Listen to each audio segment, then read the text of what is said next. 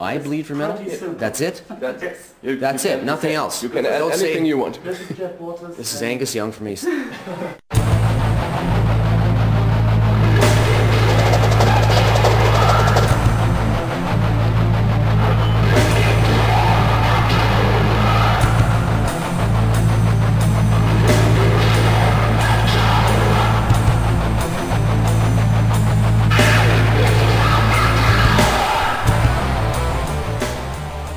Hi, this is Jeff Waters from Canada's Annihilator, and I bleed for metal.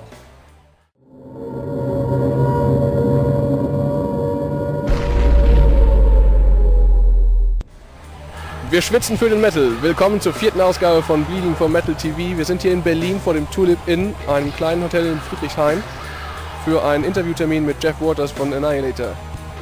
Es ist tierisch heiß für Mitte September, die Sonne knallt und wir hatten auch ein heißes Interview. Viel Spaß damit. Great. Yeah? The guy behind you. Fuck off. It's one of my X-26 members come to kill me. 26? So many? Yeah, I just did a bio. We've got a new website coming out next month, and one of the things I had to do was write up a history of the members from the very beginning to now, and there was 26 of them. Oh. Yeah, it's great. A lot of work. A lot of good musicians too. Yeah, a long bio. Mm-hmm.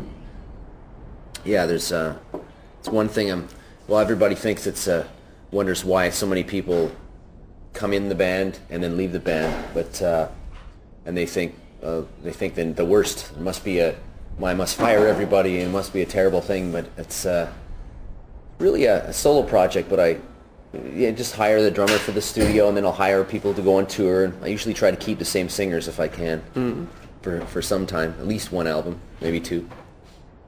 But doing 26 members since 1984. It's the 20th year anniversary this year. Congratulations. So, yeah. To have a good beginning now, back to the start. Welcome, Jeff Waters. We're here for Coffee with Jeff. Coffee with Jeff. Yeah. We're in Berlin. In Berlin, in the Tulip Inn. Why are you here in Berlin? I guess you call it pre-promotion. Just to come over and say hi to some of the journalists and press and distributors for the record. I had a little Annihilator party the other night, which was a lot of fun. People from all over Scandinavia and Spain and Germany and everywhere came to listen to the record. I guess you call it a listening party. That's what it's called. Just said hi to the journalists again. Been doing a lot of interviews in the last few days, so. Well, that's why you're a little tired now.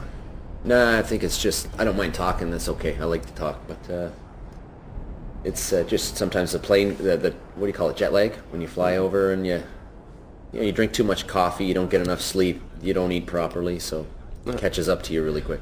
But you're not here for the Popcom. No, I haven't been to Popcom. No, I met a lot of people from Popcom at clubs and at the party, but I wondered if I had missed something and Popcom went metal or something. No. Your new album is coming out in November. November 14th in Europe, I think. Yeah. Schizo Deluxe. I investigated a little into your history and I found out the topic of schizo was present on the debut already. Yeah, we had I think we had 2 songs, one on our first record and one on our 9th record, I think, that had the word schizo in it. We call it Schizos Are Never Alone. Just a kind of a fun song. Our music is has many styles and many changes and stops and starts and everything from, thrash songs to ballads, love songs to, there's so many different styles in our music. So some people would call Annihilator's music schizophrenic sometimes because you never know what's going to happen, what lineup, what sound, what production, what style of songwriting.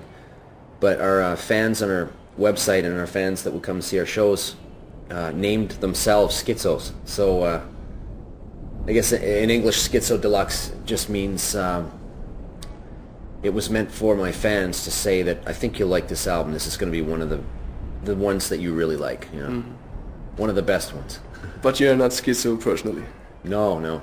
Sometimes I wonder, but maybe with my music and sometimes the lyrics. But no, I'm pretty reasonably calm and smiling person, and on the border of being insane, but not there yet. Maybe someday. That's exactly the right point, probably. I think a lot of people are on the edge too, Yeah. so that's okay. I'm normal then.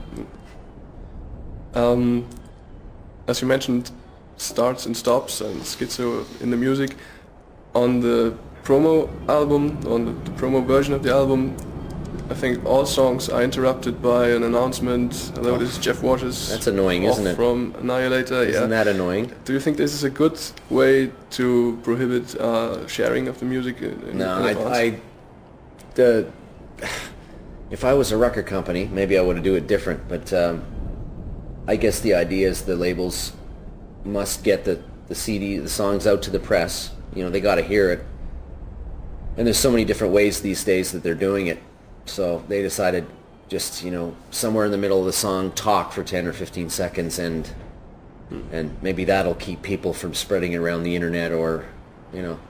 It's annoying because you don't want press and people to hear the song and start to maybe like the song, and then halfway through, oh, here I go, Waters starts talking. But that's exactly my problem in judging the songs and trying to find out how good they are. They are interrupted mostly at the most interesting point. Exactly. Well, I don't know. That wasn't my decision, but yeah, there you go. It's not my fault. Do you suffer from the MP3 scene, from all the music sharing? I think I've always. I mean, I don't know everything about how this. You know, I don't know if my opinion is right or wrong, but from my opinion, is I think for really big bands, you know, the big pop bands and the big ones, maybe it takes a small percentage away from their sales, but it's like, you know, they make the difference between making $10 million in their pocket and $9 million probably. I'm sure it's not that much of a hit for the. It's a good excuse for record companies too. But I think for smaller bands and starting out new bands, I think the net's probably pretty good because they can get their music out to many different countries and people.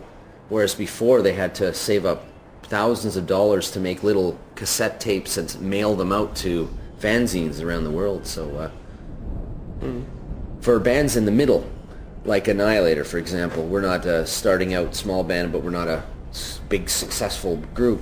It is damaging for us because we need every sales sale we can in order to be able to come over and afford to come over and tour. So if 20 or 25% of our sales are affected, that can mean the difference between coming over and doing a 5-week tour or a quick festival run in the summertime. So yeah, I think for bands in the middle, that we don't need the press, we need the sales, you know, and that the sales in turn help you come over and tour, and then you get press, you know. So it's a tough one for the bands in the middle. Yeah. Will you come over and tour this autumn, winter? Or? Yeah, maybe in the. Well, definitely 2006. I think the latest we'll be here would be the summer festivals next summer. Maybe something earlier, but not sure yet. Not at the CD isn't out for a little while yet, so I have time to go home to Canada and find out what we're going to do. That's right.